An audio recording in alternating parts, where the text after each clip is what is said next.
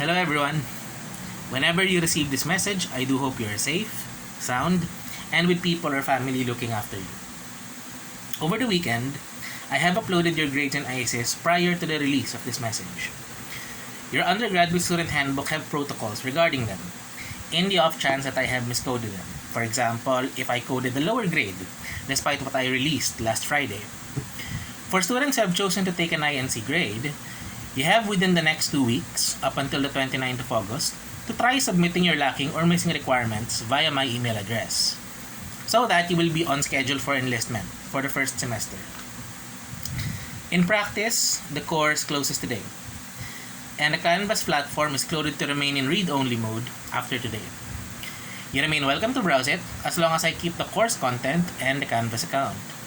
Should you need a separate file version copy of it, we can work out a way to convert it into a reader software-friendly format. I am working on that this week.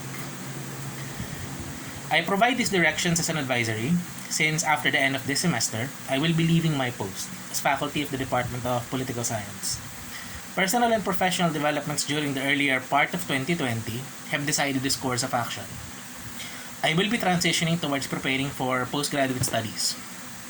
I'll be devoting the rest of the year to this, so you have this time window until the end of the month to converse and coordinate with me for anything related to the course. I will remain accessible via the usual channels, and since we're now done with the semester, I'm giving you the liberty to contact me via Messenger as an individual. We were all thrown into the anxieties and insecurities of this intersession semester. You may have found this course a bit overwhelming and difficult to pace within a time period of less than 6 weeks, and I myself found it a massive challenge to write and upload all of this content within that time span as well. It's very possible I have been neither patient nor accessible enough to all of you, especially as warranted by our distance setup. For this, I do apologize, and I do hope you have been transparent about your experience in your course evaluations. Nevertheless, I would still like to take this opportunity to thank you all for your patience and willingness to join me in this online journey. Specifically, I would like to acknowledge the efforts of our student volunteers for the subject, Mr. Ralph Samson and Ms. Meg Hirona, for all the assistance and aid they gave for class management. So, I've technically already given a summary of the course in Module 6, hopefully giving you an idea of the take-home ideas and values you should be carrying after this course. If your summative outputs were any indication, I do believe we are at least on the same page, despite the challenges we faced. I should be probably honest at this point. By no means would I call myself a full-on expert either in the mass media industry nor a particularly original analyst of political developments. I just happen to be someone who had an interest in why certain stories are remembered while others are not.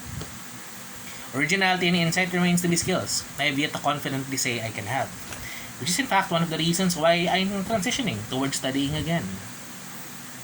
I've been teaching a number of different politics-related courses in Ateneo for the past 7 years.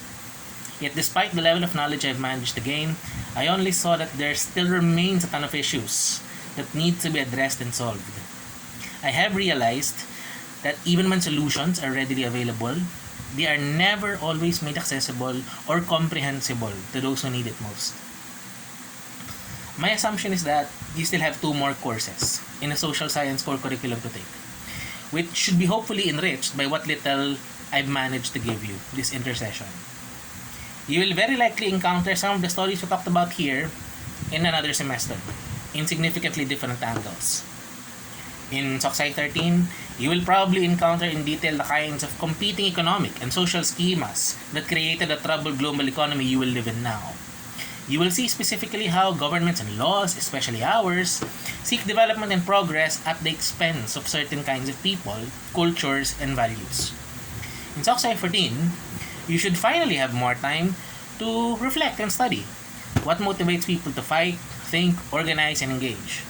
You may have a better idea by then of why people all over the world have fought, shouted, and got wounded for, even killed for. You're already living in the crux of these problems. The current COVID-19 pandemic just highlights what kind of fragile stilts our economy, development plans, and ways of life are built on. How one bad day can ruin years of investment and life planning. How one bad official can send thousands to misery, deprivation, and death. How speaking out the truth and just doing your basic job, serving in mass media, can be denied by an insecure, rapacious, and flat-out death-dealing government run by malicious, petty men. There's a pejorative term in Filipino used when referring to people who rely primarily on speechifying or promoting their words. Laway lang ang puhunan, or literally translated, their spit is their sole investment. Usually, people who are described like this tend to be people who weigh in on their opinions and ideas in a debate without either A, sincere skin in the issue, which makes their contributions mere intellectual or rhetorical exercises, or B, people who invoke a certain level of superiority to silence debate. More recently, the scholar Joel Kotkin called these people the clerisy, interest groups who tend to come from the most educated sections of society, including my own field, academia. They have been using their intellectual and symbolic capital to sustain either the status quo or to simply stifle or limit genuine opportunities for change. This criticism against us, even in the Ateneo, is not new. I believe most of you still remember the Down from the Hill rebuke that is plastered in front of the Rizal Library. That long-missed building most of you probably stayed in during your classroom breaks in the past. To quote, "We find the Ateneo today irrelevant to the Philippine situation because it can do no more than service the power elite." End quote. I sometimes wonder if we actually openly display this rebuke as our own harsh self-reminder to ourselves, so that we will continue to be responsible to those beyond Loyola. Or is it possible that we have, in fact, become quite comfortable with the idea, taking offense at the stereotype while benefiting from it? These are questions only you can answer. This might sting a bit harder now, especially as you remain distant outside the comforting environs of the Loyola School's campus. You may begin wondering what exactly makes us Atenean if you will continue to be away from the Ateneo for the foreseeable future. Is being Atenean just a label reinforced by group control after all? Or do we actually live up to the long-held idea that while we may be taken out of the Ateneo, it can't be taken out of us? For myself, I'm still struggling with the question. I've studied here in the Ateneo, and I've taught here for 7 years. I've lived in Katipunan for more than a decade, and being here has been the most fulfilling years of my life. Yet sometimes I also wonder if the comfort and security granted by me being here has also prevented me from ensuring that my voice and ideas are also heard by those outside the hallowed grounds of our beloved university. What I am sure of, however, is that I probably wouldn't have had these questions and this drive to find answers if I wasn't here. If I at least helped stoke that same spark of curiosity and willingness to scour for unavailable answers with your own hands, then at least I believe I did my duty. The very information we receive from day to day is now a battleground. The very values you have been brought up with and by which you wish to build communities with friends and neighbors are being perverted. Sometimes by the very same authority figures who taught you about them in the first place. The real risk here is that you can and will just retreat and give up, or just fall away in blessed isolation from the rest of society. It's far easier to fall into this, especially with physical distance and the threat of state violence just around the corner, way closer than we wish to believe. But we are part of generations comfortable and adamant in keeping each other accountable for past mistakes. With those mistakes made by older generations making visioning our future harder, we really don't have a choice.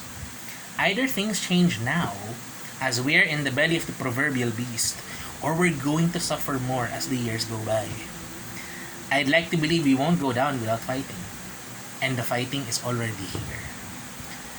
Whatever that fight might look like, you will have to decide yourselves. Who is our public? Who is our community? Whose voice should we join with? How can we speak not just with authority, but with sincere empathy, care and invitation towards empowerment? How can you use this mandate and language whichever discipline or industry you go? How can you help rebuild a nation ravaged by disease and bad governance? And how will you do it if those rotters in undeserved seats of power remain where they are? I would like to believe for the past few years, by teaching in my own engagements, I have been part of the struggle. Now that I'm leaving it, I gotta be honest with you, I'm quite fearful.